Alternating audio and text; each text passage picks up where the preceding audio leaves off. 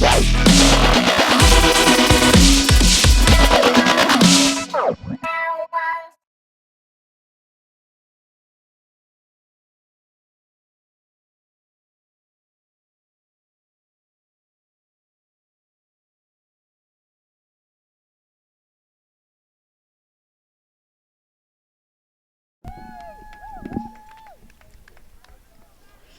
Virginia versus UNC, or sorry, UFC, UCF.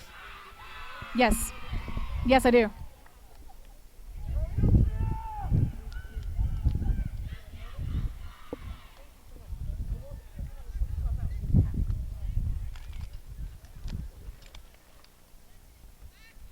Welcome back to Life University. I am Liz Entwistle alongside Zach Miller with GiftTime Rugby. We are here for the second of today's Life Regional Sweet 16 matches. This is women's D1 and D1 Elite National Sweet 16s. Earlier we saw Life University victors over UNC by a score of 137-5. We expect this match between University of Virginia in the orange and blue against University of Central Florida in the white and black to be a much closer affair. These are two skilled programs, two storied programs that have made it to the national championships many a time over. UVA with the kickoff. UCF takes the first contact. Offloading on the outside. Might get pushed into touch. Finds her way back in. Great placement, and we're underway. We see scrum half Heather McNeil helming the Knights for UCF. UCF again in the black and white, heading right to left across your screens. We see a fast and furious start to this action. That is not a movie endorsement, Zach. No, that is a booming run. Stop short. Looks like the defense from UVA is consistent and aggressive, and that's what we want to see in the beginning of this match. UCF's going to try to spread it wide here, it looks like. Oh, taking goes into the hands of number 4, Sarah Phillips for the Knights. This is a UCF team that went 8-0 in conference play this year. In 4 of their matches, they scored over 75 points. They have not conceded more than 14 at all this year. UCF recovering a short kick. Now it's the wing on 5. She looks to cut back inside to maintain possession. She's going to set a nice ruck here, and we're going to move on. Back inside. Forwards are setting up. Again, strong tackles by UVA.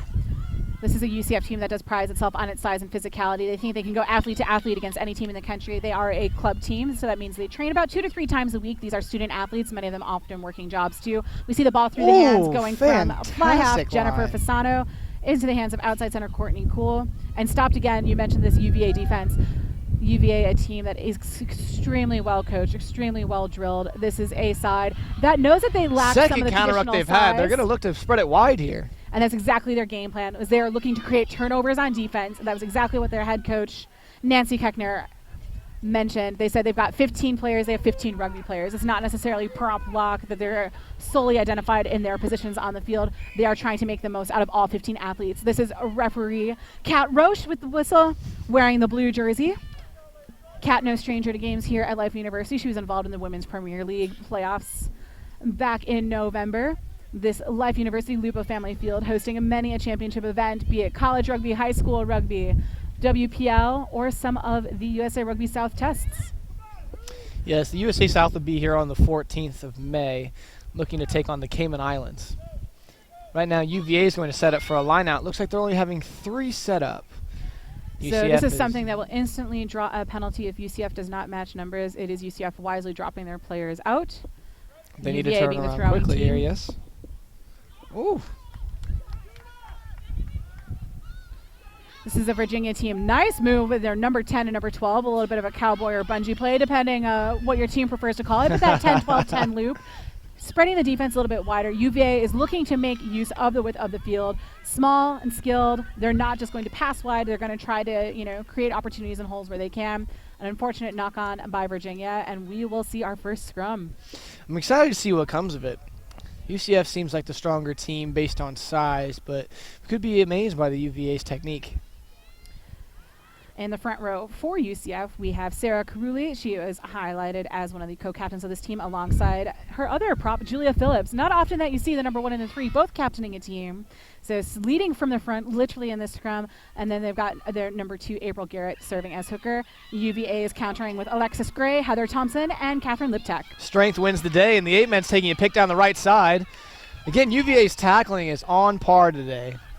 That number 8, Nisha Smith for UCF, has led the team this season with 8 tries. She is bested by her fly half, Jamie Spataro, with 9 tries on the year. So we're going to be looking for that 8 and 10 of UCF to score tries, but they have to have the ball first, Zach. That's right. The third turnover, UVA is allowed to pull from the field with an errant pass coming from the outside center. It looks like the wing will be pulled into touch. Ooh, a late hit coming in. We'll see what the ref has to say for it. Might have just been a little high. How you doing? A little bit of physicality established themselves in the opening minutes of play. We are 4 minutes into action here in this Sweet 16 matchup between UCF and UVA. Some of these players not only testing their opposition and trying to find out where these holes are on defense, trying to exploit some matchups, but testing the referee as well. They're going to see, all right, what can I do? Kat Roche is yes. It's good to see Kat holding her whistle close, at the same time allowing the play to move on. It seems that both teams are very into this game. So we see the line out come down into a maul. We didn't see very many full line out mauls from either of the teams earlier. We saw UNC and Live playing a little bit more dynamic, if you will, in the line out, looking to get the ball wide quickly. UCF, again, given the strength and size of this team, I'd expect to see a maul or two. A maul or two would definitely be good for them. They seem steady and consistent with what they have, but the 9 taking the pick, don't think that was the best option. So we see the ball moving again through the hands of the backs. That was Courtney Cool in the number 13 position.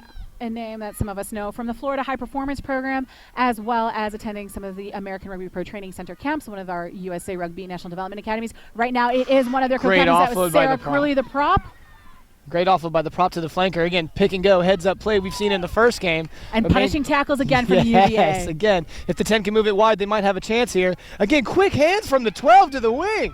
That was some fantastic composure. Number 12 for UCF, Agnes Fust, getting it out to wing, I believe, Jessica Warner on this near side of the field. I love that quick catch pass. That is something you see at the high level, that quick release of the ball. I can't get enough of that. The quicker that you have the ball out of your hands, the quicker someone else in space has time to do something with the ball. And this time it is a try for UCF, currently leading 5-0. Pending this conversion kick, it is going to be number 15, fullback Jacqueline Edge from UCF, lining up for the extras. I like the expectation from Warner. Her really heads up to kind of see what's going on and allowing her hands to be ready for anything that might be coming, running hard onto the ball and allowing herself to get over the line.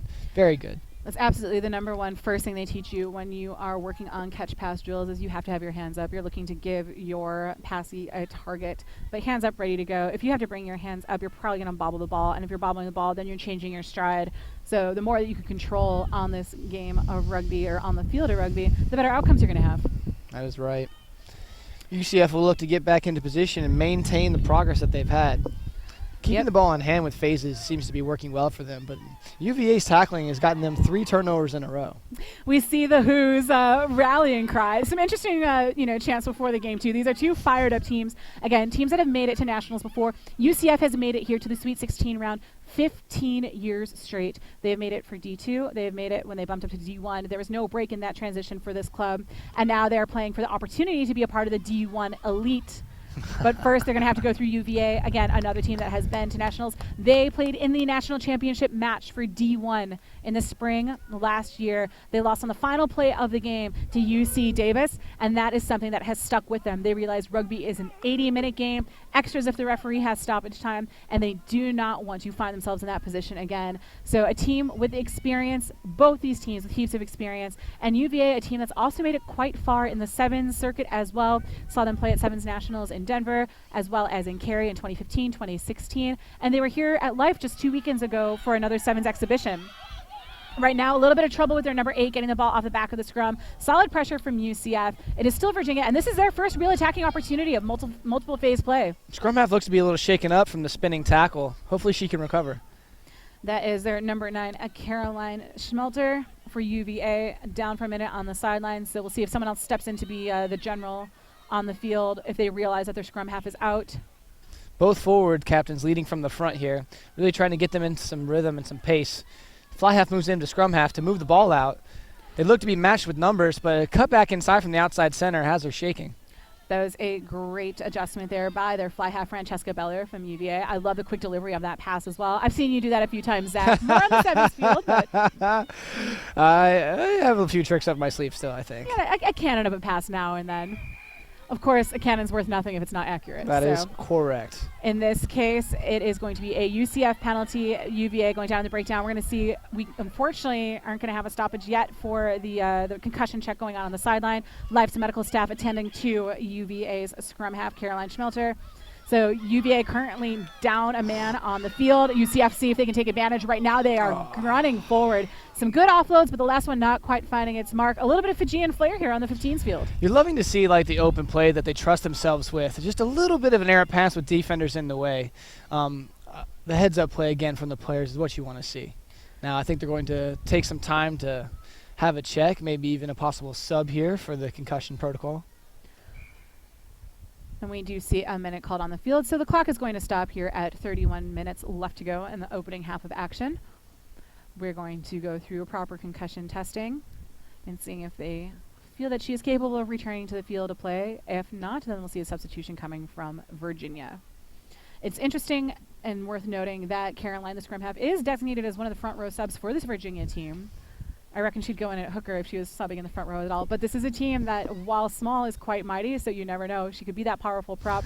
We've seen some, small, quick, fast props. We even saw Hope Rogers transition from prop to 15s to playing on the International Sevens circuit. It's all trying about to make her return for the World Cup. It's a lot about heart, and it's a lot about consistency, and technique always triumphs on the day. It's what we like to see from this UVA team. They may be small, but they can pack a punch. You see UVA coach Nancy Keckner on the sideline. This is a team that has also been coached in the past by Dana Kruger. Dana, a international capped eagle herself, known widely on the sevens circuit. She coaches with the Nova team and with Atlantis, and she is one that loves perfection in her set pieces. I don't see her across the sideline today, but I'm sure her legacy lives on. We have UCF coached by Raul.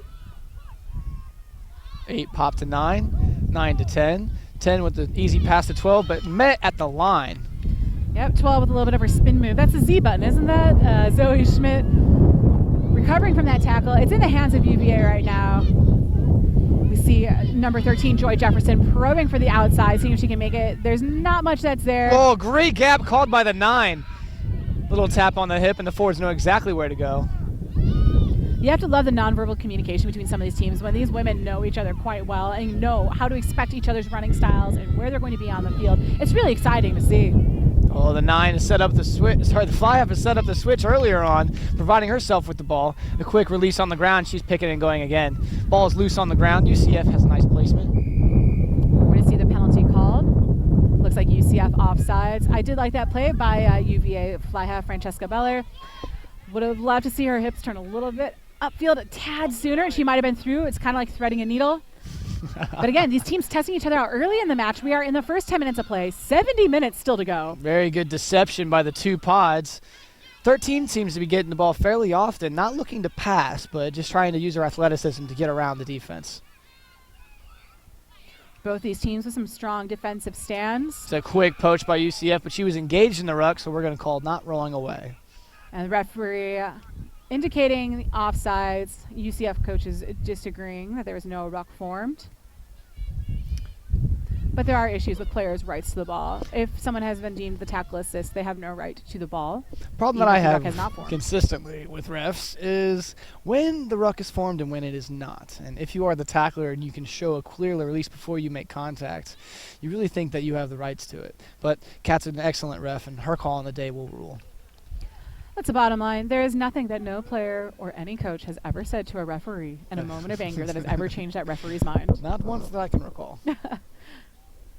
A nice word from the captain, and that's why we have this, so-called hooligan sport played by gentlemen. Gentlewomen occasionally. Amazons out on the field, we are. Yes. But, issues with the scrums and the front rows, there's some gamesmanship here or there, where sometimes as a captain you do want to straighten something out, and the referees are open to that sort of dialogue. We see a good line out by UVA. So again, here with a bit of a maul off of the line out. They're trying to suck in players. They went short on that line out too, so that gives them the extra numbers in their back line. We talk about using all 15 players. We'll see if they can work the ball outside right now.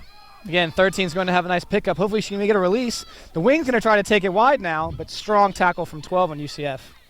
So good adjustments by UCF. They were caught out of position a little bit on defense there because of the strength of the way that UVA was lined up off of that line out. A little bit slow with ball movement there from UVA. Allows UCF to cover over. Now we're going to see a scrum to UCF as well. I think the story of the game so far are these hard-hitting defensive tackles. We'll see if this can sustain itself. It's the second knock on the day for number 13. Really like to see her get the ball in space and use her speed. But moving the ball as a threat, I think would also give her team an option to have success down the field. UCF sets up wide, maybe looking to run here. It is worth noting that of this University of Virginia team, they do have a skill in their backs on the field, but they are missing one key component in Summer Harris-Jones. She is out with a hamstring injury, and that has been noted as a big adjustment for their team to be playing without her. Scramble play along the ground, but good pickup by UCF to maintain possession. They should look to exit here. So when we talk about exit, we talk about these situations where we're inside of our own 22 on the field with the ball in hand, often looking to get a well-placed kick if we can to the sideline. Instead, the opposite has happened. We see UVA with transition ball right now. This is going to be a great opportunity for them, but they leave the ball hanging for a bit.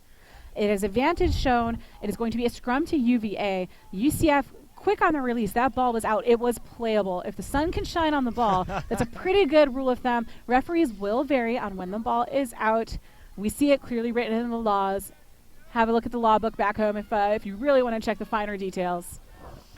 Again, UCF should have looked to exit here. Behind their own 22, making mistakes can put them in an off position to allow the other team to have success in putting the ball under the post. We'll see if UVA can capitalize. So we see them running. This is a strike line by their number 10 coming to the weak side of the scrum. Love that bit of a scripted play and some great go forward by the far side wing. That is number 11, Sierra Parks of Virginia.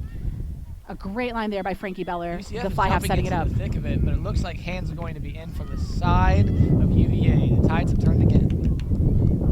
So it's an untimely penalty. UVA had numbers going back to the right side if they could transition or switch fields to this side of the field.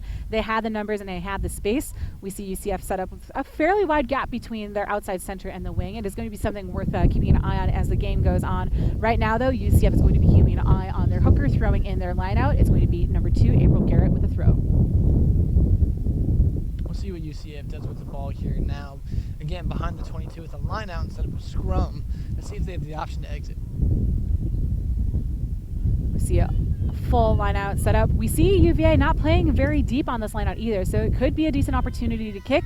We see both wings on both sides of the field flatten the line of defense. UCF's right now, using their strength again in the maul, as we spoke about earlier. An interesting thing too is once that last line of the mauling group crosses the midline of that line out is done, and then the backs don't need to stay back 10 meters any longer. Forward. We have an offsides line on a scrum of 5 meters on a line out of 10 meters. That's a great attacking platform because then you're looking at least 20 meters of space between the opposite 10s and further back between the other teams. But they're able to bring their backs in closer if the line out is over. Correct. Right now, what we have is a scrum near midfield, about 25 meters from the goal line. UVA on an attacking scrum here. Something you don't see very often in college rugby, but I do love watching with teams like the Glendale Raptors and them are the opportunities for drop goals. Yes. I wonder if any of the teams this weekend are going to break that out at all. We are playing championship rugby, though. This is not the time to try something new. That is correct, but as much as you don't want to try something new, you might get a little excited and put your team ahead for certain situations. 13 again, finding the gaps. So it's Joy Jefferson again, that number 13 with the crash. Strong have to start calling run. her JJ. It seems like a likely nickname. JJ might be easier. Well, JJ's looking to get the ball again. Again, taking it herself on the outside with options around her. Support is there. She loves cutting on that outside line. She's looking to find the try line, looking to find the touch line as well. So trying to see if she can take the corner. This UCF team has been good in covering their tackles, so they've been great with their defensive shifts. You have to love the confidence of any team that can have one woman, one tackler, and have those tackles finished. Right now, it's number 13 from UCF, Courtney Cool, making that tackle to touch. And we're going to have a UCF line out. 13s on both sides of the ball getting as much involved in the game as they can. I really like UCF's number 12. She's a hard runner, and she has a little bit of that extra vision to try to get the offloads ready. Yes, that would be Agnes first for UCF wearing the number 12 jersey. Again, this is a team that is used to finding the try line, scoring over 75 points in more than half of their games this season. 8-0 here in 2016 league play. They lost just one conference game the year before. And this may be why. 8-man making a break, coming from the maul originally. Let's see if she can maintain possession. UVA is looking to find poaching, but unable to finish. She was their try scorer earlier in the match, and she is their second leading try scorer on the season. Number 8, Nisha Smith, one to keep an eye on the entire game, especially when we get some scrums with space. You like to see this quick thinking from the forwards when the defense isn't ready, kind of taking away UVA's strong point in tackling and making them having to constantly back up on the ball. It is harder to tackle flat-footed when you have people coming at you at pace, and it's certainly harder to do with penalties against. So UCF wins the penalty just outside of the 22-meter line. May have been an opportunity to kick for post, but I think these are teams that are happy with their go forward, so are going to try to score the tries. Again, championship rugby, you're looking for the win. These teams just need to survive tomorrow. Whoever wins this match will be guaranteed a spot in the national semifinal. Whichever team wins on Sunday will be in the D1 Elite semifinal, whereas the winner or the losers of Sunday's matchups will be in the D1 Spring Championship match. There's a little bit of a difference in D1 regular play. We had a fall championship as well that was contested. Many of the teams that played in Big Ten Conference play were involved in that. Penn State played but opted to be D1 Elite, so they forfeited their spot in the fall championship match. So we had UConn come away as the champions. Oh, my apologies, Air Force. There it was. Air Force is the winner. It was UConn the year before. The strength from the scrums putting UVA on the back foot. And it looks like all those behind the back passes are a result, but a break might be coming here soon. We see a turnover looks like in a the free ruck. space, Good the work ref here by says. UVA. Yes. All right, now we'll begin from a ruck and everything's back to normal. 15 starts to drop because you can see the kick is coming. A little bit of a dink over the top is putting them under pressure, and a strong tackle by the fly half. Counter ruck is engaged, and they might have a turnover here. Solid work by fly half Frankie Beller. She is one that is noted as one of their notable backs. Again, thinking on UVA. their feet. Yes, the 9 is back in check. Looks like her head's all right, and her feet are too. She's going into the corner, and she will put 5 on the board for her team. So UVA is going to tie the score on the strength of a quick tap and go by Caroline Smuller. Love the play earlier, again, by Frankie Beller. Fantastic adaptations here by UVA. So if the quick ball is going to work, stick with it. Every single time. They don't need to go for touch and try to put themselves up against a taller, bigger UCF lineout, especially one that should UVA even win the ball, you don't want to maul against this team. By playing quick heads-up rugby, creating the turnover inside the 22, and then that chip and chase. It's fantastic play by UVA, and I think it's exactly the answer they want. We are just past the halfway mark of this first half, and we'll wait for this conversion kick. The scramble play with the ball bouncing around, the ref's ability to let it kind of play on because there was no infringements was very nice. And again, UVA noticing that they're behind their own 22 and don't want to make those type of mistakes there, chose the exit. And the exit came from consistent and hard-pressing defense from the kicker, who was able to make the tackle and have support to counter ruck and immediately turn over that ball. Penalty was diving over from UCF, 9 with the heads-up play, the tap, and about a 60-yard run for a try. We see a little bit of a dance routine here before the kick from UVA. Now, I was a kicker myself. I may have spent time in the lower digit numbers, but I kicked, and I always did the football style, back, back, back, over, over, same approach every time. Chin down, get your breath, calm yourself, you know. So we see this dance from UVA. It doesn't quite pay off, but it was a far kick from the sideline. She was 22 meters back from the post, but all the way 5 meters from the touch. Score is tied 5-5. We have a game, Zach. I am very excited to see both of these teams bringing the heat and the passion to this game, using their own specific styles to try to find success.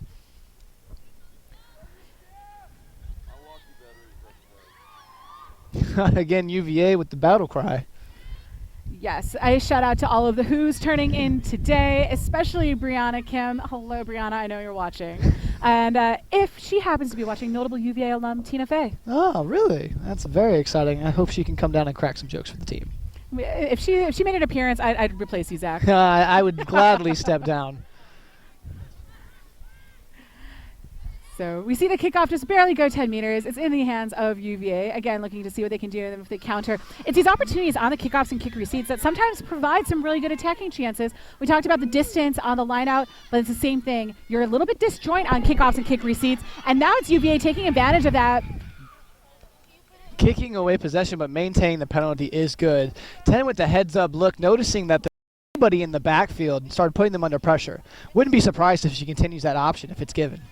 So we've seen 3 chips downfield and 1 boom downfield from UVA's fly half. Some good heads up awareness. You want to see the adjustments that would come from UCF. They might start bringing their wings back a little bit deeper. Sometimes you see these systems. We talk about a swinging pendulum, a banana. I like calling it like 3 fullbacks.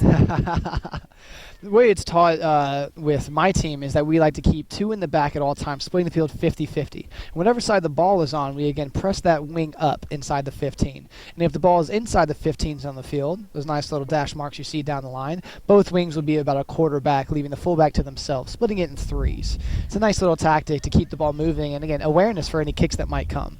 I think one of the interesting things, too, is you see some teams that on defense will place their fly halves all the way to the outside of the field, probably for the advantage with their boot. Right now, it seems that UVA is allowed to play on, maybe not the straightest of line-out throws, but still through the tunnel. We have that nice 1-meter gap. And again, this is at the referee's discretion. Oh, nice little show and go. 2-on-1 with the fullback. If she can get the ball free, she might break. 15-on-12. Again, a hard runner. Great finger tackle. Support is there. Looking to move the ball now. Looks like a pick and go from the lock is met with 2 strong UCF players, but she's still going. We see UVA lining up their players to the left. So a couple picks and goes. Everyone likes to have those try-line eyes and be the one that powers through, looking for that Jerome Bettis-style running ability. Or if we're talking about alumni of these teams, Chris Thomas from UCF. Chris has been a force on the USA Sevens series because she is a powerful runner. So we're seeing if UVA can do their best impression of her. Not quite finding the goal line. That's an opportunity where they have the numbers out to the left. There is a chance for their scrum half to direct if she wants the forwards to go or the backs. Right now it's going to be a scrum, and we'll see what the scrum half directs this time. Infected with a little white line fever from the forwards, trying to get their own, but looking at the bigger game, there was space outside. 10's lining up in the pocket of the scrum. They'll look to attack in the centers here, it looks like. She is tight with her wing on this near side of the field, the UVA number 14, and that would be Hannah Kirkness. Although you'd think if she was expecting to get the ball, she'd have her hands up and ready. Hands on the hips indicate she's probably not going to be going outside with the speed on the wing. She might be met by another finger tackle. Brought down and rolling. She rucks her own ball and allows her team to get it on the front foot. A great driving tackle here by UCF. So UVA running a little bit high. You know, you're running high because you're looking to dive and score that try. UCF using that momentum then to drive back in the tackle. So that's a positive tackle from UCF. UVA still ball in hand. Numbers all within that 15-meter mark, though. 13's on her own, but she may not need anybody else. She's going to take the edge and maybe get pulled out of bounds first, if not a try. We're going to have a conversation with the refs. So again, we have these wonderful assistant referees on the sideline. And try it is a try awarded. UVA has to be pleased with that effort. Again, a solid run by number 13, JJ Joy Jefferson. JJ making a name for herself today. She's been looking for that corner all game long. This time it does pay off. It was good cover defense from UCF, and you mentioned it. They are getting just the barest of fingers, but getting those tackles down. So they must be working some grip strength in the gym. I know they talked about their conditioning this year being a big factor. A lot of their players hitting personal records. Could be the difference. You really like to see the effort that's been put on from UCF's conditioning and strength and really vision of the field. They were 7 on defense and 3 on offense, but the speed of JJ just brought her to the outside. It was a difficult cover tackle for Jessica Warner to make. She did make the initial tackle, but it was that power there at the end and the extra stretch in the dive. UVA currently leading 10-5 pending this conversion kick. Going to be taken by Virginia number 8, Luba Abumeyer. I'd like to see some more open play and finding gaps in the defensive line. Again, first phase attack is really what sets an offense up to really move forward. And it seems like UCF is kind of just moving back and forth left to right across the field. And then the moment they get their go forward ball, they're on the front foot and they are moving. So we see the dance again in preparation of this kick. Again, you find the routines that work for you. It's the same thing when you're playing sometimes in the front row of the scrum. You have like the way that you get set, the way that you position your tongue in the roof of your mouth, like little things make those differences. The Who's pleased with that try. And again, it is coming from that penalty advantage situation. That's right. We saw that kick downfield. And it created some opportunities with space with a penalty to follow. It was the line out. That was kind of a broken play. And it ended up in the hands of UVA's back tail gunner, if you will. Yes. And still able to make something happen. We are sitting at UVA leading UCF 10-5 with 13 minutes to go in this opening half of action. Looks like UVA will run on with the ball. Ref says play on, but they think she's calling something else. I think UVA expected a call against. Maybe they thought that they had knocked, but of course we play to the referee. If there's no call made, you play on. 10 again, choosing to kick and cover her own tackle. Let's see if the counter ruck can follow through. She's back up onto her feet to grab the ball. Smart play by the fullback to buy time. They are testing this fullback with all of these kicks. And she's often been isolated. Again, these UCF wings, if there's an adjustment to make, is that they maybe need to be back a little bit more to counter these kicks and to be in support of their fullback. Otherwise, that is an opportunity for turnovers because that's an isolated player. It's a chance to have your tackler steal the ball, poach the ball, or support. It's UVA, again, making the most of these quick tap opportunities on these penalties are working for them. So again, it's that heads-up play by UVA and maybe a little bit of non-recognition by UCF that's creating opportunities. UVA now is coming all the way across the halfway line. UCF stealing the ball, though, and it's going back the other way. Poach for poach. Both of these teams are looking to make defensive turnovers, and turnovers will win you the day if you have the plus margin on your side. And again, UVA might be trying to get another one here. Looks like not rolling away is the call. Quick tap again out of a little bit of their own medicine cabinet. Looking to move the ball wide, one-on-one, wing on wing. What are we going to find here? Shake and bake will move her down the line. Jersey tackles are bringing her to deck. Would love to see the players use their footwork to again narrow the gaps between these tackles. There's a lot of reaching going on, and as that game goes on and as these players are getting sweatier in this heat, it's not going to be as effective. Just a little bit of another step forward and narrowing down that space between the ball carrier and the defender would create some easier tackles for both of these teams. And some ones that could put the players on their back foot. Sarah Phillips really putting their team on the front foot, and number 8, Nisha Smith, really putting the power down. These pick and goes and quick moving of the game is really up the pace for this team.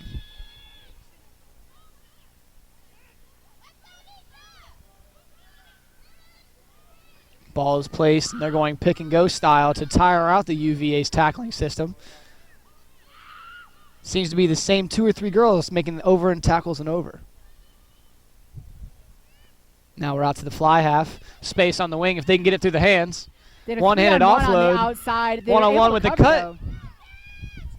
Try. That's number 14, Jessica Warner, putting it down for UCF.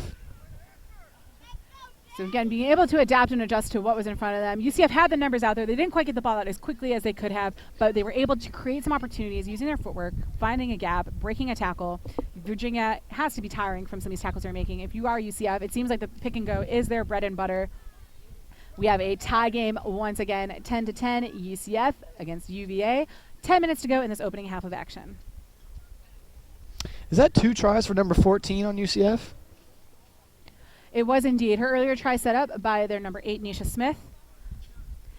And we also saw her nearly save that try by UVA on the other side. So you look at players that can do it offensively and defensively. Again, if there's any criticism so far, it's just to be wary of this UVA kicking game.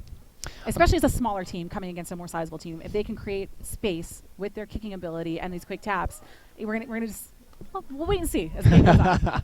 I really like to see UCF style of play with their forwards just tiring out the UVA defense and really sucking in the players on the outsides to give them the overload. And it looks like that's how they've gotten both of their tries down in the 22, just picking and going, dragging in the defense from the outsides, and exploiting the space with their players in quick hands.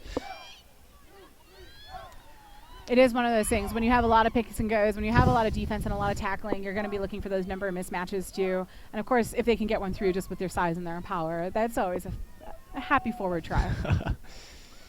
UVA with the deep kick. Strong, straight up running by the prop number 3. And a good cover tackle by the number 14 from UVA. That was Hannah Kirkness, causing a bit of a knock-on, but is going to be a scrum to UCF. Last time they had a scrum here, a little farther back from where they are now, they decided to run. Let's see if they make a different choice and decide to kick for space. With the 15 on the left side of the field, the right side of the field for them, there is a little bit of space.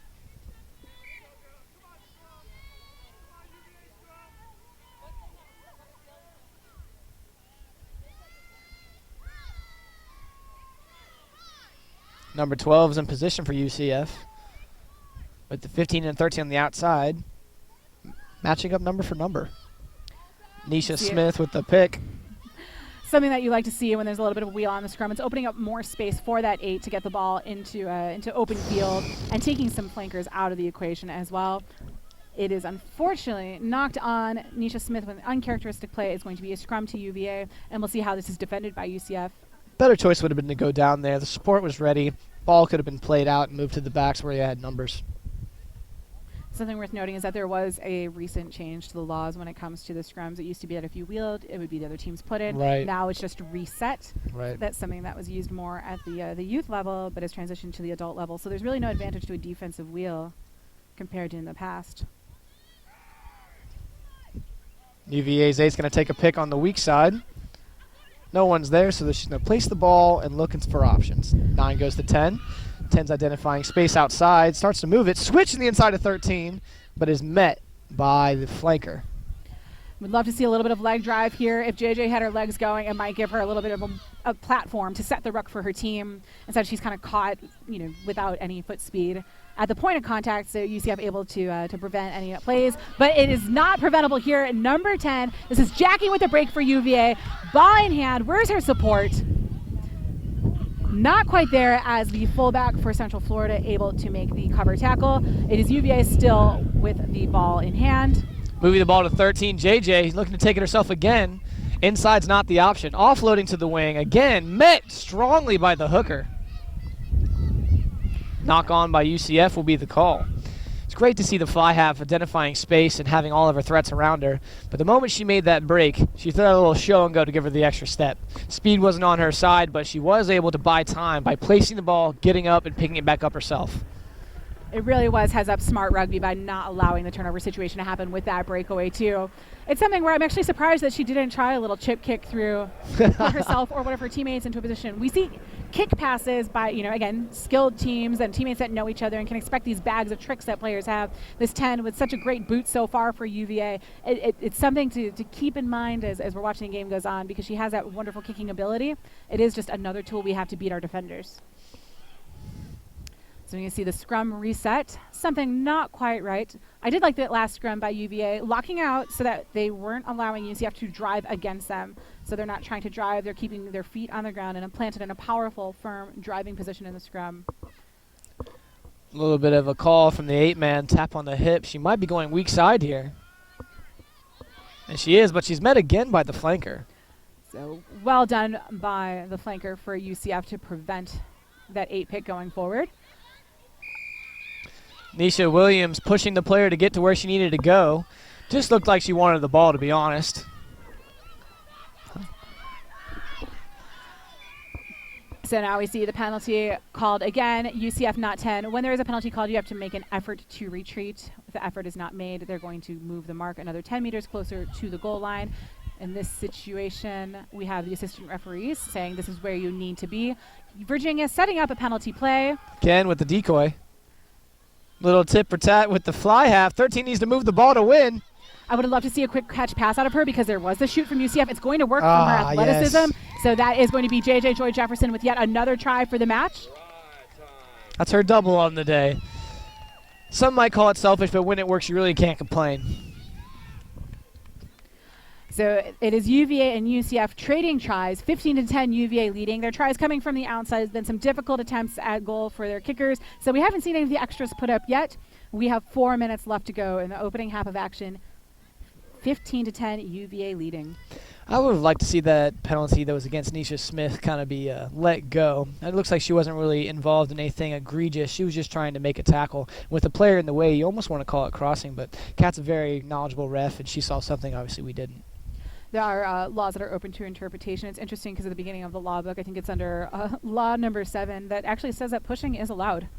We had quite a debate about that, as if it were maybe an unsafe tackle situation, that there's no attempt at a wrap. So then it's like, some of these referee message boards and knowledge groups where, you're back and forth about possible interpretations. And they do this even with pro videos, looking to see what has happened. There's a play recently where a player knocked the ball on forward, and he was able to kick it off his back heel forward downfield.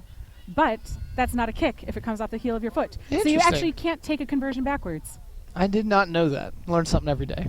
Yeah, that's, again, referee knowledge that comes into play. We are sitting at 15-10, UVA leading UCF as the clock is winding down. We are now at 3 minutes, and it's going to be UCF kicking off again to UVA. If I'm UVA, I'm looking to wind this clock down, keep possession, 3 minutes, 180 seconds. If you can just maintain possession, prevent a UCF score, and keep the momentum into halftime. What I'm excited to see is that both teams look like they're focused and ready. UCF's on the warpath, but UVA's got the battle cry. Deep kick for UCF. UVA does not do well to recover. Let's see what they can make of it. All right, so UVA with an exit strategy here. It finds itself straight into the hands of UCF fullback. That is number 15, Jacqueline Edge. Keeps it moving forward as the clock Space is on. 3's the call. I believe that'll be 3 forward phases till they go to the backs. Nisha Smith with the quick hands. You love to see that from an athletic player. We see quick alignment again by UVA on defense. There was a glimpse of time where the wing had 20 meters of open space in front of her for UCF, but that was quickly aligned in their defensive shifts. Body height for UCF and is the ball poor. is out. UVA with a turnover, but tackled to touch. We are inside of 2 minutes left to play in this first half of action. For those of you sticking around for our full day of rugby at 3 p.m., we have Life University against Lindenwood University men in a D1A quarterfinal matchup, and also some score reports from around the country.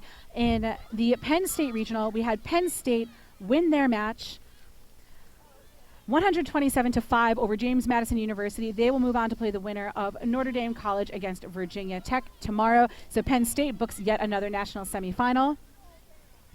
Some questions before. UVA's number 12, Agnes First, has been a player to watch. Zach keeping an eye on her during this last minute and a half of action. It's hard not to with the aggression that she's shown on the field and awareness of where the sideline is to pull people out of balance and really put her front foot forward on defense and offense. She'll get the ball here. Let's see what happens. Again, moving into open space. Smart decision. Show and go from the 13. She finds the white line. Courtney Cole dances her way into the end goal. This is exactly what UVA didn't want, and it's exactly what UCF needed. Coming back to score right before halftime. Now, the kicker in 15s has 90 seconds to complete their kick. That means they can eat the entire clock down, and they're going to go in, ideally with a halftime lead, because this is a kick right in front of the post. It should be an easy make. Of course, with the nerves playing at nationals, this has been back and forth. It's been a tiring half of rugby. So much defense. So we'll wait to see if the extras are added. You can see from the stride of UCF that they might be a little winded here. They've been putting on the front foot with their forwards consistently, and that might be wearing them down. But it does look like the 15 is going to take her time, put herself in the front of the post, and wait for the clock to run out. And again, it is something that they've been emphasizing in their off-season and in their 2016-2017 campaign, has been increasing their fitness levels. They are a team that is looking to equal their men's team when it comes to national championships. The UCF Knights with their men have made it to 3 national finals in a row at one point. They had won 2 back-to-back titles in 2013 and 2014. They fell to UC Davis in 2015 here at Kennesaw State University in Georgia. But let's focus on the women. It is UCF with the conversion made. They go into halftime with a 17-15 lead. They have to be pleased with that effort. If you're Coach Raul, you're going to be fixing some of the penalties that have led to the UVA tries. You're going to be talking about the awareness when it comes to the quick taps. We know that's in UVA's bag. If you're UVA, I think you're saying you need to increase some of these turnover opportunities, because they've had great defensive stances. They just want to make sure that they're coming away possession ball in hand, because when UCF has possession, it is a pick and go game, eventually opening up space for their backs to slide through. We've seen 2 tries coming from UCF's number 14, wing Jessica Warner, and another try from Courtney Cool at the outside center. So when the moment's right, it's on. For the most part, what I want to see from both teams is they consistently stay within their system, and their style of play is going to work for them. UVA will then try to kick and try to exploit the 15 for UCF, and UCF is going to continue to slowly work their way down the field with their forwards and then exploit themselves wide with their 12, 13, and outside wings.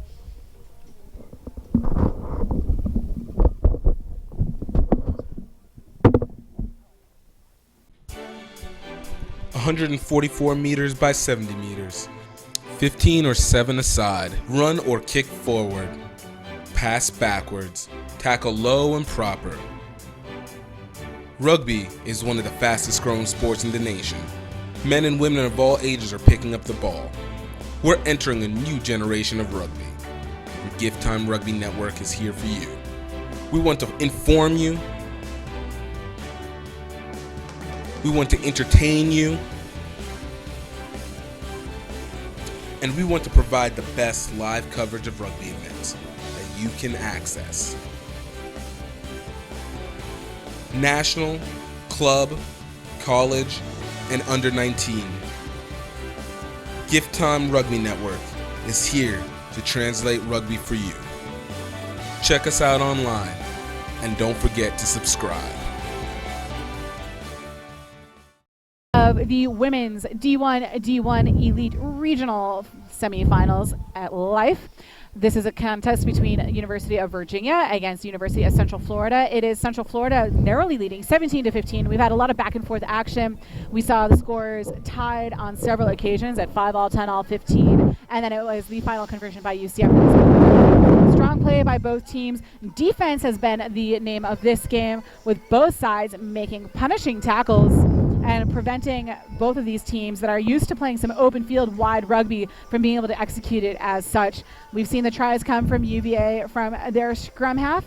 That is their number 9, Caroline Schmitter. She has set up some excellent plays as well. 2 tries as well from outside center Joy Jefferson, whereas UCF has had 2 tries from their wing, number 14, Jessica Warner, and a third from Courtney Kuhl under the posts. I don't expect many changes to their rosters here coming into the second half of action. It was a much needed break at halftime, as it has been such a defensive struggle. Excited to see what is ahead. Zach, what is it that you're looking forward to the most? Right now, I'd love to see UCF continue their ground and pound game with the forwards, and then at the end of it, splitting the space out wide. UVA, on the other hand, is consistently finding themselves with strong tackles and poaching turnovers. Fly half's got great vision of the field. I'd like to see her kicks not go straight to 15, but more towards the sideline to allow them more time and pressure on the runners. We have seen a lot of exciting rugby happen here with the UVA number 10. Frankie Beller has had that boot in action. She has been the big key playmaker for their team. Of note, UCF's number 10, Jamie Spataro, is actually their leading try scorer, but hasn't been as much of a presence as players like number 8, Nisha Smith, and number 14, Jessica Warner. So this is a case of the fly half from UCF doing a capable job in distributing the ball and getting it out wide to her backs and realizing when it is the forwards that need to take it and go forward. Speaking of going forward, it was a knock-on by UVA. It's going to be a UCF scrum. UCF has an opportunity here to maybe get back on the board and continue their lead that they have. 12 set up a little bit deep with the 15 stacking on 13. UVA is identifying the threats and going to look like they're going to bring the hammer. Speed will be quick on D, but maybe the offense will be quicker. I think this is going to come down to one of those games that whoever scores first to open the second half is going to win the game. It has been back and forth, so getting that little bit of extra momentum or making the statement of that first try is there. It's Nisha Smith from UCF that is trying to be that try scorer. In from the side, it may look like ball might have been out, says the ref. Transfer UVA looking to poach the ball, and it looks like they have. Great exit strategy. See if it pays off, Cotton. It's a bold move. We see the coverage there from the scrum half. I like that. It was a little bit of a chip kick from the scrum half off the base of the ruck. JJ, number 13 from UVA, was up with her on defense. So it's preventing UCF from being able to really attack going forward or make that pass if you're looking for a counter attack. And it pays off as now we have a set piece scrum to UVA. So buying themselves a little bit of space, about 20 meters gained on that exit. Looks like it paid off, and now UVA is going to set up in their back line. 10 might look for space, but UCF's already dropping their inside wing. 15 looks like her hands are ready. Space is on. You think her palms are sweaty? Knees are weak, but I think their arms might be heavy running through these gaps. So we hear some furious play calling on the sidelines from both these teams. It has been a spirited group of fans. A little bit of a loop here. around. 10 still on her feet. Keeps the ball again. The show and go has worked for her multiple times. Support is there. Clearing ruck. She's the tackler. She has rights to the ball. So this is Courtney Kuhl with the poach for UCF. Courtney Kuhl. Strong runners not giving up.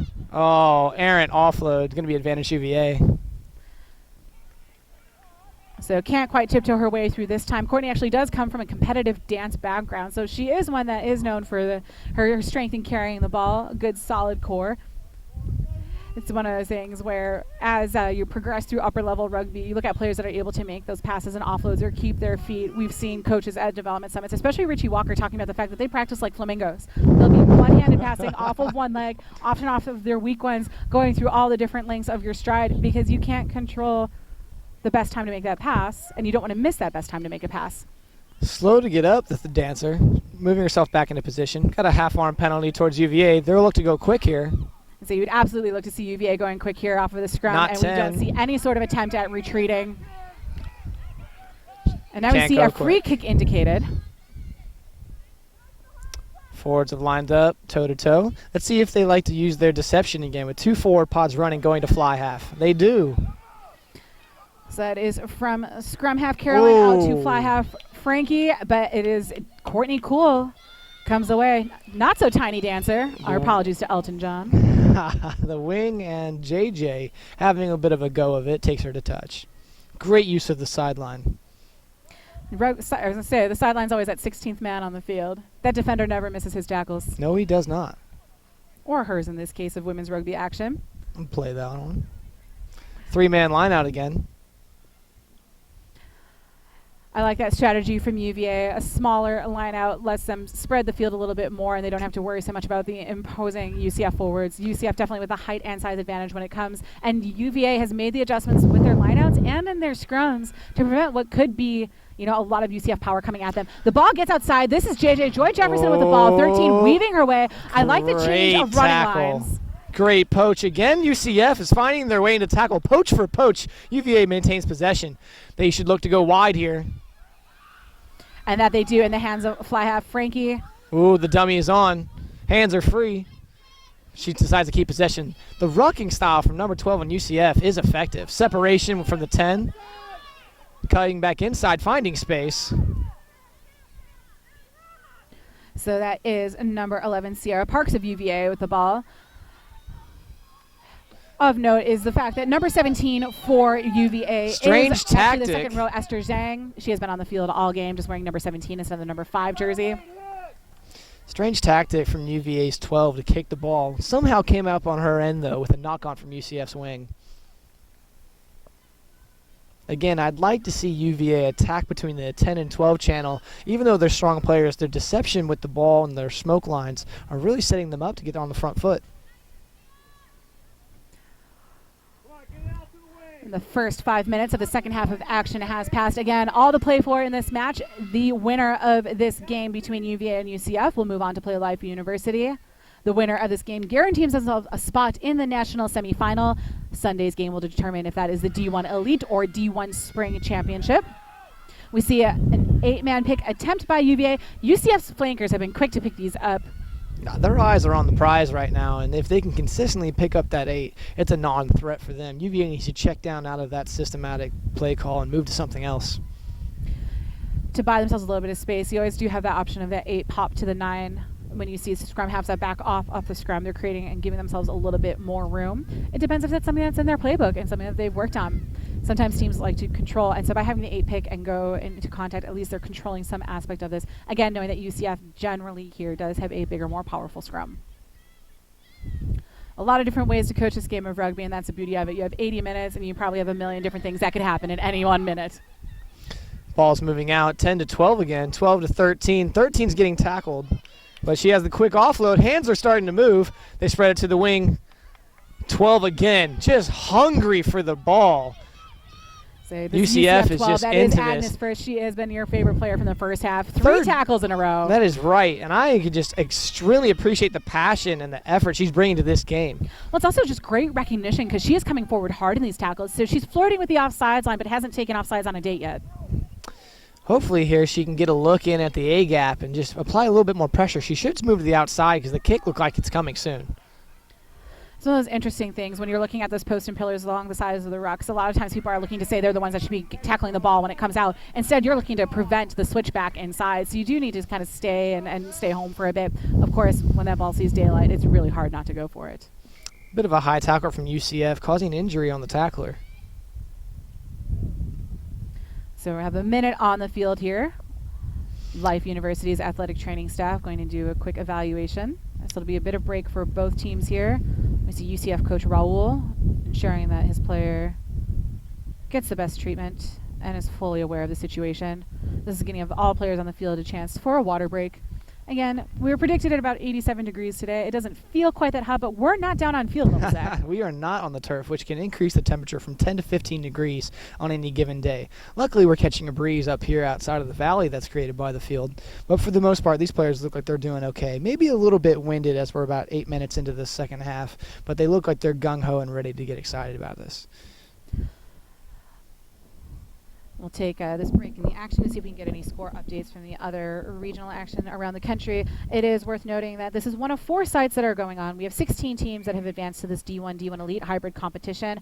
We have games taking place at Penn State University, where earlier today Penn State was victorious 127-5 over James Madison. Currently in action, Notre Dame College against Virginia Tech. Out at the Stanford regional site, we have Lindenwood, Washington State taking place, and then Stanford, Arizona. And at UC Davis, games kicked off yesterday. We had BYU defeating Chico State 67-14 and UC Davis over Arizona State 96-0. If we're looking at straight favorites based on performance last year and the D1 Elite teams, one would expect to see Penn State versus BYU in one semifinal, which would be a rematch of last year's final, and Lindenwood against Life in the other semi. But on any given day, anything can happen, and you can't overlook some of these big score lines. UC Davis is a defending D1 champion. They're a team that could elevate. Virginia's been there before. Central Florida's been there before. I know that live coach Rosalind Chow is going to be having a keen eye on the rest of this game and crafting her lineup for tomorrow's game. First time the UVA 3-man lineout hasn't really worked for them, but UCF is going to begin the charge with some forward pick and goes. The momentum they'll create from this, we'll see what happens next. UVA is again crunching in down to the ruck, not really paying attention to the outside. Keep an eye on this UCF flanker at number 6, holding her head in the black scrum cap. This is where the long minutes and the physical nature of this game is going to start taking its toll. That's the first set of momentum. Let's see them move the ball to the backs now. Playing the ball on the ground. Quick tap possibly to come here. It's taken by number 13 for UCF, who finds a short gap. So Courtney Kuhl with a nice leg drive through his tackle. She is not going to be taken down easily. She's buying time for her teammates to get there to support and to set a solid rucking platform. And that she does. The ball coming out this time in the hands of UCF. Number 6 that's Christina Norman. And it is number 6, Christina Norman with the try. Done. Again, the slow pick and go, tiring out the defense, waiting for the gaps to open up outside. Easy penalty, heads up play by the 13, and we're moving down the field. 2 phases later, we have a try. Again, just want to point out that leg drive by Courtney Kuhl. She could have been tackled 10 meters earlier than she was, and her team might not have been there for support. Instead, by keeping her feet, getting that drive going, she gained 10 more meters downfield. She's able to set a ruck going forward instead of being pushed back. She's preventing UVA from being able to poach the ball, and she's making that defense do more work. Really putting them on the front foot. It's exciting to see UCF really getting ahead in this game, but I have no doubts that UVA's got their own tricks up their sleeve to get back on the board. And apologies earlier, I had mentioned that it looked like number 6 that was kind of holding her head after play. I think that was actually the UCF number 5. So we'll keep an eye out for substitutions, especially as this half goes on. There's going to be some tactical substitutions when it comes to both these teams, both of them carrying full 23 women rosters. A lot of options. This is going to come down to a little bit of a coaching battle as well. The score is currently UCF 22, UVA 15. It's a 7-point difference and 30 minutes left to go in the second half of action.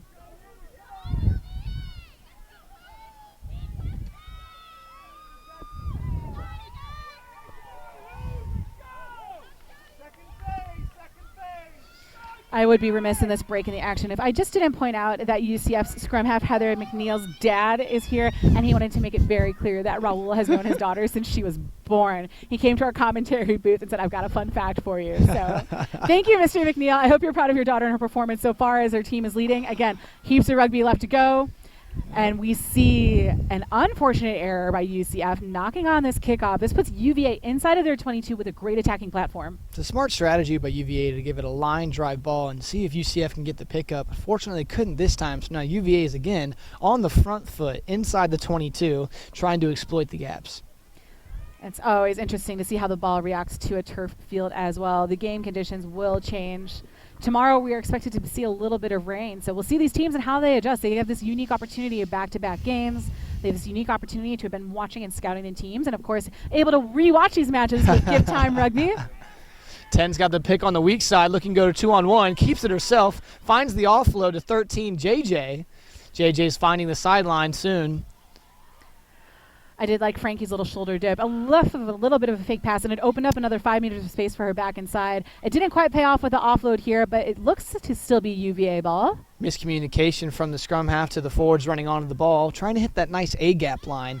But now we're out to the 10 again, finding 12, finding 14 to 14. And there's space to the outside if they can just find it there. There was a little bit of a loop there from that Here number comes 11, the wing from pick UVA. from 12 out to number 11, and we're going to call it a knock-on in the ruck.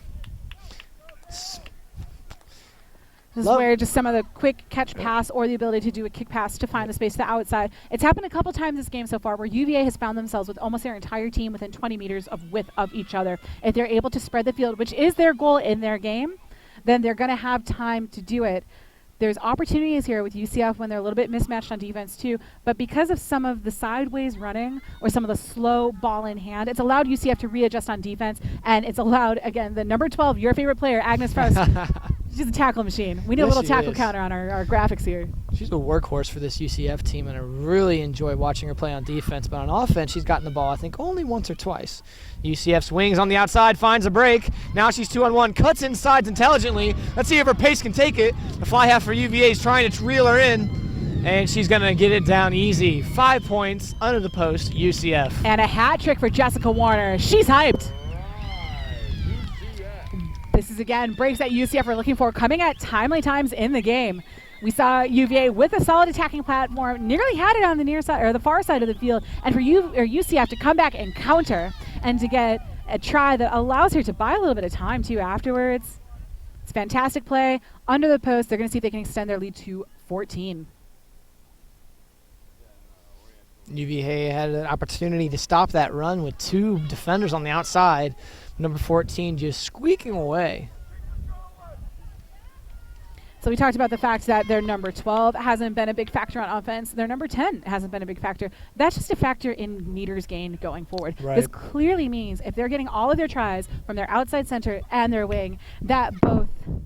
Everybody inside is doing their job. Yes, was going to say that Jennifer at number 10 and Agnes as a 12 on offense, they're doing a great job of distribution. So they're finding the holes to set their teammates up. And it's come from a lot of the work from the forwards, but again, it's the backs recognizing to release the ball and get it to people that have a better opportunity to score. This is 3 tries now for the young wing Jessica Warner. The 4th try coming from Courtney Kuhl. 5th try coming from Courtney Kuhl. So it is UCF currently leading 29-15.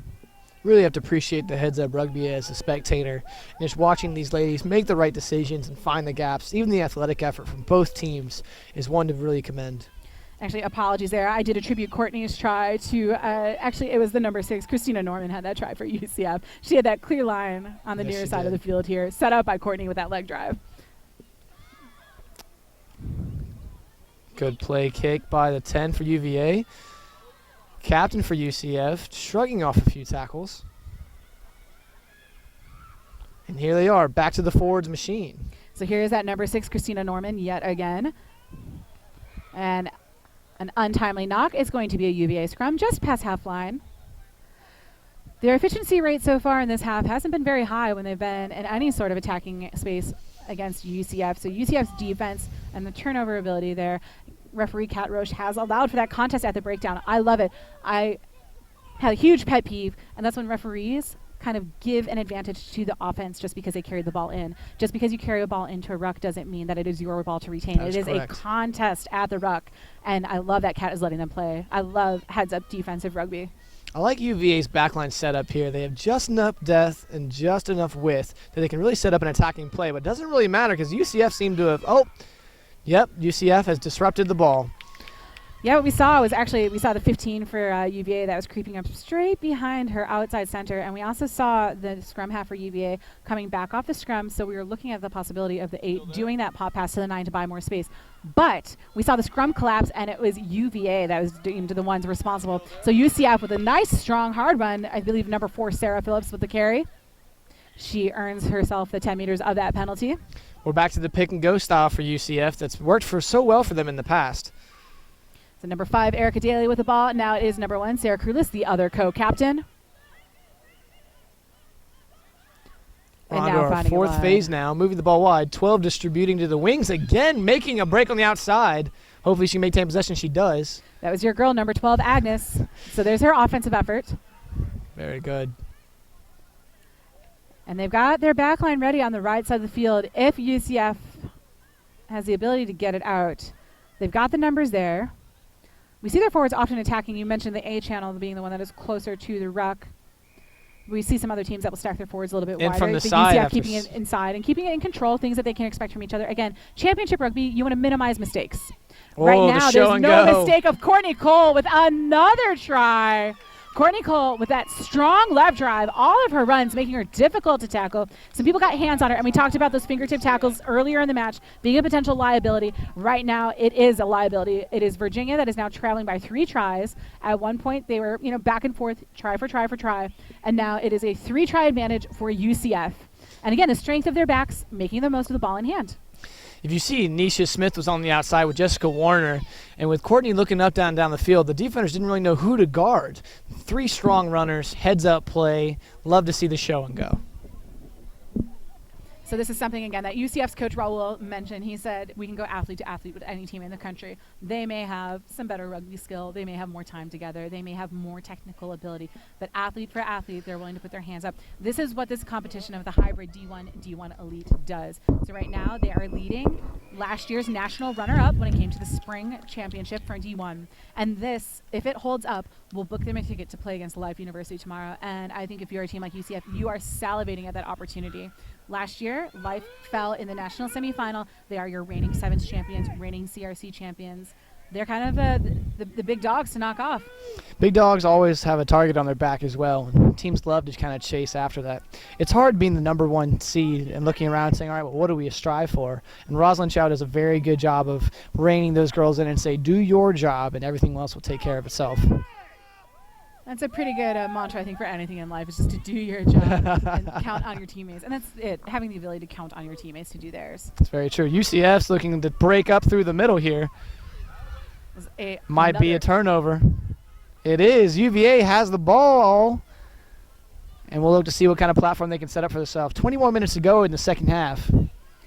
That was a player change, too, as well. Number 17, Segovia Gooden, was the ball carrier, coming in to make an impact in the final 20 minutes of play. Right now, it's UVA with a bit of an impact. A nice, strong carry. I believe that was their number 6, Debbie Leedsman.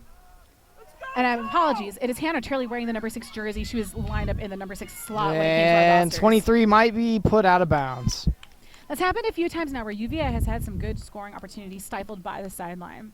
They need to be cognizant of where they are on the field. So we talked about spatial awareness and things like proprioception, knowing where you are and who's around you, and having a solid feel for what's happening. It's been tripping them up a bit. Would love to see them be able to keep the ball alive and in their hands so they can get that final play. They're missing just that final piece here and there, and they're doing all the work to get there.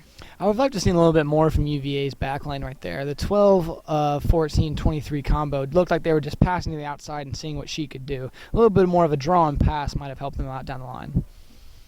It's one of those things when you are playing offense and as a ball carrier, we really talk about like actually pinning your defender. So whether it's with a move, with a step, if it's a feint with your shoulder, or simply by looking at the defender, they have to believe that you're going to do Great something. switch line. Again, Courtney finding the space. Well, I think at this point, UVA knows that Courtney's always going to do something. It's a matter of what it is. Strong strike lines and being able to change angles and draw defenders off of their line sets up opportunities for your support players or find your own hole. That's right. UCF looks like they want to play some running rugby. Space on the outside. Let's see what happens. It's Courtney again. Courtney with the offload. Jessica Warner looking out wide. Strong, hanging on to shoelaces there by the fly half UVA. Poach is clean, says the ref. So Frankie bought her team enough time to get to the ball. I like a good defensive fly half too. A lot of times you don't necessarily see them being as involved as other players on the field on defense, but this 10 Frankie from UVA has been all UVA over has the space place. on the outside if they can only identify it and move the ball to it. Contacts made 12 straight up and down. So this time it's UCF holding on. UCF needs to roll away from this tackle situation. Pass is made. Space is identified. The wing with JJ. She might have the pace, she might not. Fingertips again. Nothing doing.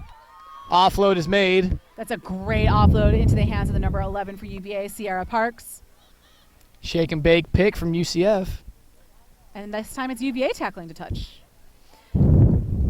UVA is checking to see if they can go quick. They decide not to. I liked it. I think it was on. There's an opportunity. UCF had their heads all looking at each other, trying to find out what a huddle was going through. And it's interesting, worth noting too, is that there's certain circumstances where you can do a quick line out, and that's when the ball can be thrown. It has to just go at least 5 meters onto the field, straight or backwards, as long as the other team has not touched the ball once it goes into touch, or it hasn't touched like the signage behind it. There's also fast lineouts. You don't have to wait for the other team to take their time and be set in defense. If your lineout is established and the referee has called the lineout, as the throwing team, you have the advantage. So you can throw fast into a tunnel. Oh, nice choice. Sneaky 8-man out the back of the 3-man lineout, just throwing over everyone. Ball is back into 10 to 12. Knocked back shortly. So back good reactions here. A couple passes. Hands might be on. 23 might be the burner. Skills. Looks like she won't make it. Decides to cut back in. Very smart. Penalty's going to be given to UVA for in through the side. A little bit of aggression. So we see the tap not through the mark not available. A little bit of cynical play there by Agnes. Oh, I got to be saying a little bit here and there. It's a little bit of, hey, how's your mother? She's all right. So we're going to see UVA kicking for a touch off the boot of a fly half Frankie. And a nice placement there. They're going to be about 10 to 12 meters from the goal line. UVA must score quickly if they're going to get themselves back into the game, trailing 36 to 15, 17 minutes left to play. And there are times that clock is your best friend, and there's times it's your worst enemy. You think UVA will try to go for a maul here and go strength for strength?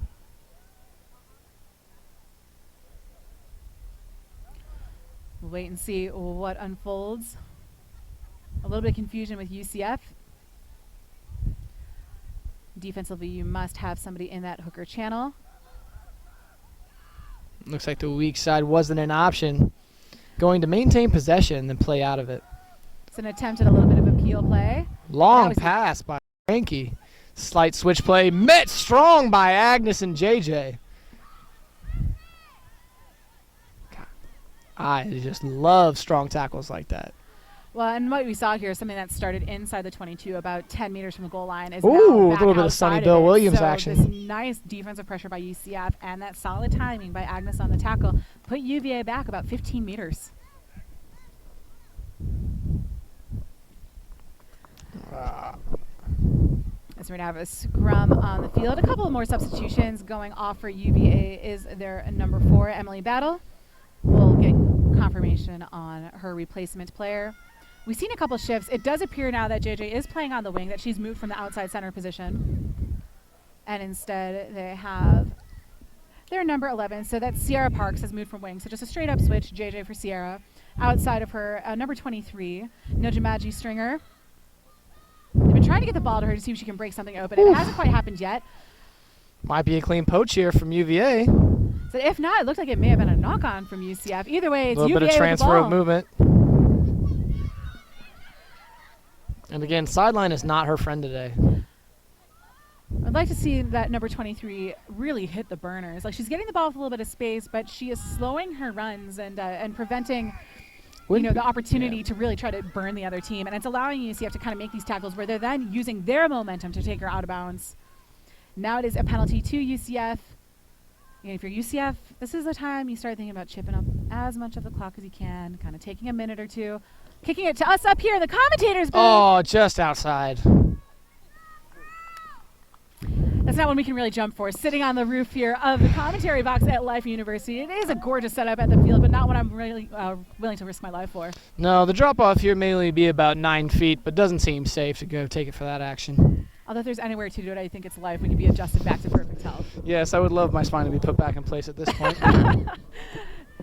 All right, so we see a full line out here from UCF, a smart move. Again, they're trying to control the ball. They're really going to try to control the pace of the game. At least that's what I'm thinking if I'm a player on the field or if I'm a coach on the side. Courtney's making another break down the center. Long strides, looking back and forth. Looks like no one's going to challenge her through except the ref, Kat, chasing her down to award her So there is the try. Courtney Poole with the hat trick. Courtney doing her best impression of Perry Baker and Chris Thomas, both notable Florida State-based players playing on the World Series for Sevens. Courtney is a player I've personally had my eye on, and we have invited on a few Stars tours. Did see her at American Rugby Pro Training Center camp. She is making a case for inclusion in some of these NASC National All-Star Championship camps. A strong performance by the outside center, but set up again, UVA, penalty, to UCF, line out, open field. First phase attack is always what sets up an offense's momentum, and when you can crack through on the first phase and find your gap, that's where it needs to be. If you could see beforehand, Agnes was on the outside at the wing position, looking to get her some ball in hand, but didn't even have to go far enough as Courtney spotted a gap and pierced right through the line. It was fantastic. Like you said, she did pierce just straight through the middle. So there's a space that opened, and there was no need to go anywhere else because there was not a defender within 30 meters of her. After she got that initial line break, it was off. It's amazing to see the confidence these women are bringing to the field and just kind of running away with this game. But UVA will not give up. You can see it in their eyes. You can see it in their tackles. They're here to play, and they want to turn this around as quickly as possible. With a 4-try lead at this point, something that's nice for UCF is, again, the ability to kind of control now their substitutions. It's a comfortable lead. It would be incredibly difficult to come back from for UVA at this point. But not impossible. Jinx.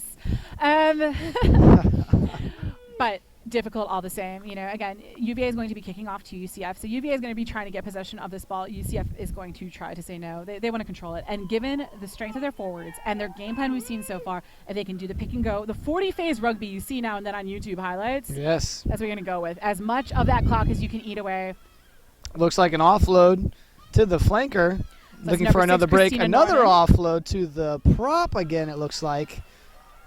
Leading the charge from the forwards is UCF. Now they're on the front foot, almost at half. The pick-and-go option does seem to be working for them in the long run. They're going to tire UVA out, move that ball wide to their strong center runners, and see what they can make of it. Again, this is a time for UCF not to make any mistakes. They don't want to turn the ball over. They don't need to do anything flashy. What they need to do is they need to maintain their lead, and they need to maintain energy for tomorrow's matchup. So this is a great run here by Nisha Smith. Again, a player that was noted to look out for. She had second best tries of the year for this UCF squad with 8 on the season. We do have a UVA player that's down on the field. As soon as there's an opportunity to stop the play, they will do so. Life's medical staff making sure that they attend to the UVA player that is down.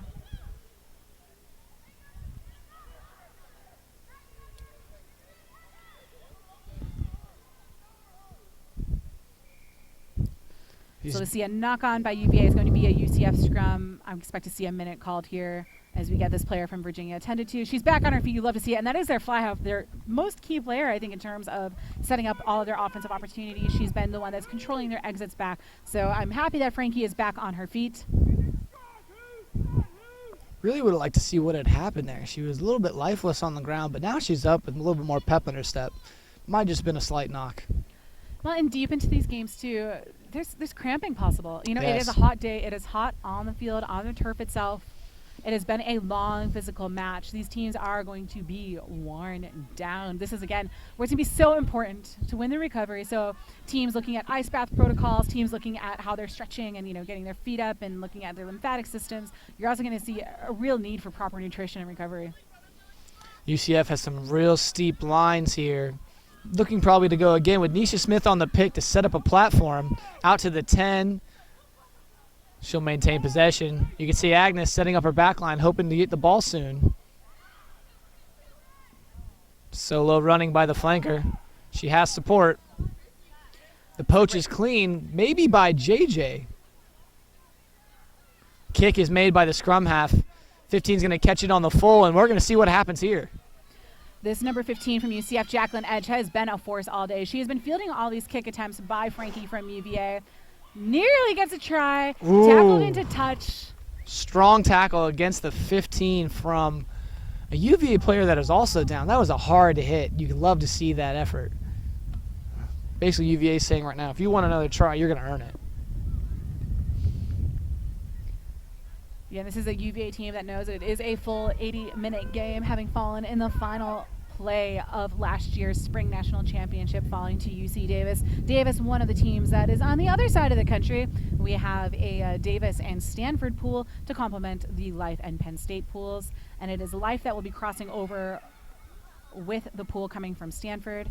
Kick from 10 straight to 15 yet again. We're going to see a 2-on-1 option here. Jessica Warner is going to give the bop on the outside, possibly put the burners on to give herself in the corner for 4. That was all Jessica Warner there. Fantastic counter. It was a great pass. Again, Jacqueline Edge, this 15 for UCF. I think she's got magnets in her hands because all these balls are coming straight to her. She's able to field them cleanly. So as a kicker who might be watching right now, you have to look for where there is space on the field. There is 70 meters possible of width on the rugby field, and a lot of times these kicks go to like the 1 meter of space that a fullback is occupying. But what I loved was the fact that she did make that pass to the support player, to Jessica Warner on the outside, because number 11 from UVA, Sierra Parks, had a blistering tackle on Jacqueline. Jessica Warner's looking to get a sub now. She's done her part for the day. I think 4 tries, that'll do. 4 tries, that will do. And if you look at the number, 1, 4, 14, add that together makes 5. 5 points on the day for her and 4 tries. Takes one person to do that. That was a reach. I do what I can. The math major in me appreciates it. So we're going to look at the conversion attempt here. Jacqueline Edge, who again set up that try with a clean field. She's got some sure hands. It'll be interesting to see how that plays out tomorrow with the potential for rain. But today, Well I don't think she's missed a single rolled one. over. Difficult from the sidelines looking at her hip alignment too. She just got way around that ball and also went off her instep of her foot. You're looking for that sweet spot about a third of the way up the ball. There is that magic spot. But again, late in the game. Especially when you're just coming from the tackle that she was on the receiving end. A little bit shooken up. She's ready and ripe to go for the last 7 minutes of this game. It is UCF leading UVA 48-15. As Zach mentioned, 7 minutes yet to go. A nice restart here off the boot of Frankie from UVA. A little bit of miscommunication from UCF. It still ends up ball in hand of the number 17, Segovia Gooden. She's making another break here. Looks like that ball is free. Support's not there quick enough. UVA is now on the front foot. If they can move the ball to the left here, they might have something on. There's so many turnovers in this match in the forms of poaching from the rucks, and then the turnovers that have been caused with penalties too. It's really what UCF has done in the second half, making the most out of the penalties. That has done quite well. I think we're going to see the high tackle called here. That is what Kat Roche is indicating. So quick tap from the 9. They're not ready. Say Danielle Palmer from UCF was the one that infringed. She's almost your girl Agnes's doppelganger on the field. Get a little bit lower, and she'll have just the same defensive effort. Looking to see UVA taking a call out of the playbook for UCF. Pick and go is having some success, but a little mismanaged hands led to a knock-on. So we see a UCF scrum here close to our commentary tower.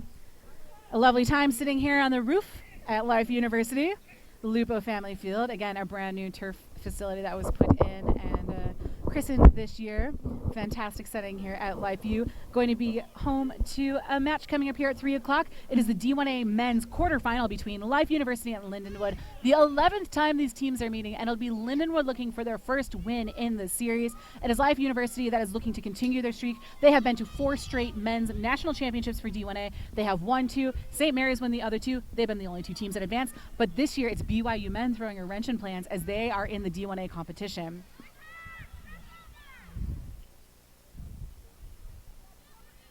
Good to see UCF getting scrappy on the ball. UVA is not letting them get anywhere without enough effort, applying pressure as often as they can. Looks like it's a knock-on from UVA during a tackle. So again, the clock winding down. UCF with a comfortable lead. 5 minutes yet to play. So we're going to look to, again, wind the clock down if they get another try. I think, yeah, take that full 90 seconds you can as a kicker. Give yourself the luxury of just, ending the game and preparing for tomorrow. It is hard to play back-to-back games. Yes, UVA is playing for pride now at this point. I think they know the dream's coming to a close, but they will not leave without leaving their mark. And they still have a match to play tomorrow. UVA will find themselves matching up against their familiar opponent, UNC, both these teams from the Mason-Dixon Conference. And it was UVA versus UNC in the spring semifinal. They played here at Life University almost a year ago today. They'll play each other again tomorrow for pride. Great counter-rock from the UVA 18. Killing the ball would be the call. That is a cynical play then there. You do have to give teams the right to the ball. We're going to have a minute called on the field. We do see a UCF player down. Smith needs some looking after. Might be an ankle. Something with her leg, but she's going to walk it off. There's a special sort of mental and physical toughness when it does come to this game of rugby, and it's amazing what you can overcome when you put yourself in these pressure situations too. You know, she's been a leader on the field for this team. She's had some solid carries. So I think if she can stay on, she's going to want to. Again, as a coach, you're like, ooh, we need you for tomorrow. That would be my team to play. Yeah, that would be my thought right now, is being able to pull her off the field, apply some rest to that ankle, making sure she's 100% to go for tomorrow. Here she goes again, hobbling through. Not as much pump in her step, but still getting some go-forward ball. Placements on. Let's see what they can make of it. So 3.5 minutes. You looked at Courtney, almost looked like she was looking to kick for a second. Yes! Kept it in the hand, and it's show kept and alive go. here. UCF with some tenacious play out of one of their second rows, fighting her way forward and fighting to ground. A good heads-up play by Frankie from UVA. They need to move this ball wide. They have the space. They have the numbers. Get the ball into JJ's hands. See what she can make of it. She's reeled in by number 23, but it again lets her go. Yeah, that's a fish that got away there. So JJ on the outside. Now she's setting a solid rucking platform for her team. They've got the numbers to come exactly back left. We see UCF. All their hips are turned towards the inside. It'd be a great chance to go wide for UVA. They're finding some space up the middle. Can't disagree with your play calling. When you have a player that 100% wants to go for something, I'm going to let that player play. That's right. And it looks like UVA is finding some tired UCF players, making a last-minute break to get some more points on the board. The support is there. Their minds are in the right place. And it looks like Jackie Edge really came away with a poach. That's the fullback for UCF. She makes a... I can't zoom in anymore.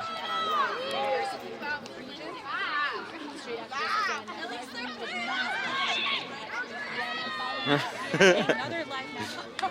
Men's club side is going to be taking a shot. Yeah. Separation will get her a try. Frankie goes around the outside. Stick with our M&M. Try time, UVA.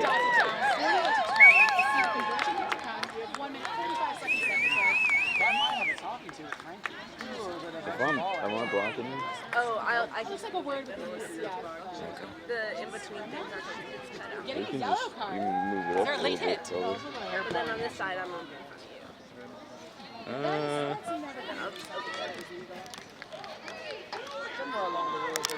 No, you're good.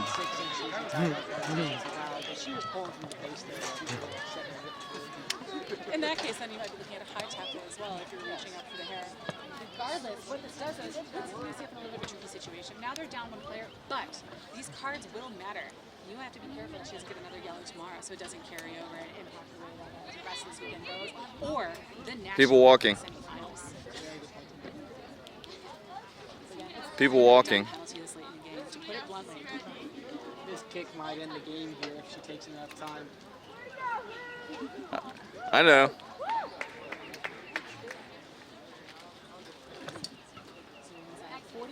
Dang it. she's still setting up the ball. And again, Hate this thing. there's a lot of time kickers will say, hey ref, tell me when there's 10 seconds left, especially in the game of sevens. And even more recovery then. This is 7 is an exhausting game, especially in the group of And these teams know it. Again, UVA is a team that has made it into a sevens championship many a time. They were here just 2 weeks ago. And a seven brother fighting and win amongst other teams. Also, UCF on the sevens in the world. A lot of their women are involved in the performance and they play the conversion rate is down. You look at every count, it was 1 more play, done. The scores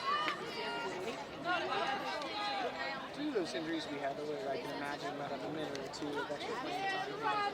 Get the clock wind back stage. The ref will have the consistency of that. Love to see some more fight from UVA.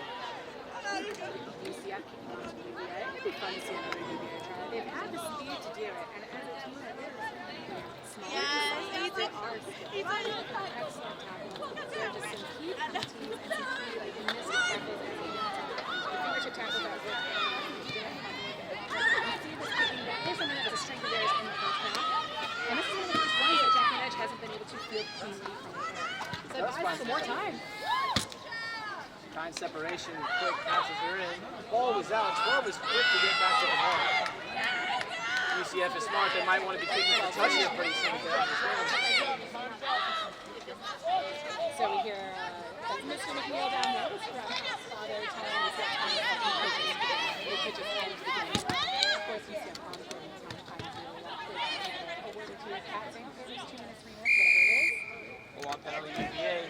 have something, they go quick and wide, kicking the touch might end the game.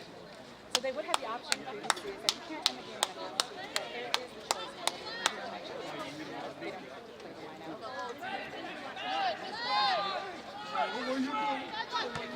out. There you go, Liz. Oh, hit it. That actually hit the camera. Going to let them get you any points in the sport of rugby. Yeah, that is ours. They have guaranteed themselves a spot in the national semi-final. Whether they win or lose tomorrow against the University is going to determine if it is in the D1 elite or the D1. I think that the semi-final is What? This is team marathon. This is 15 straight national Sweet 16 versus 15. This time you are watching. What? What are you saying? These girls doing their best impression of your strong running style. And it's the team that again is in equal resistance tradition. There you go, Hoops!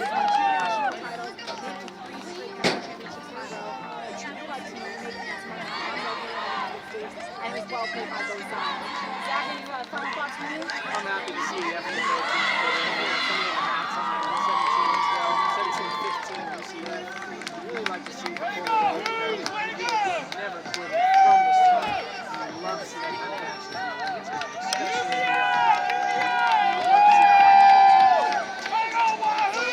We're going to be on a bit of a break. We're going to be returning with Lindenwood men versus Life University men. Life looking to protect their 10-game undefeated streak against Lindenwood. This is a team that plays each other in Mid-South Conference actually twice a year. They have met up twice before in the national semifinals. It's a game I've been down here for many times. I cannot wait for this matchup. And in the meantime, we're going to bring you some fantastic, midday entertainment. Thank you for tuning in to GiftTime Rugby. I'm Liz Epstein alongside Zach Miller. We'll be back in 20 minutes with the next rugby and hope you enjoy the show.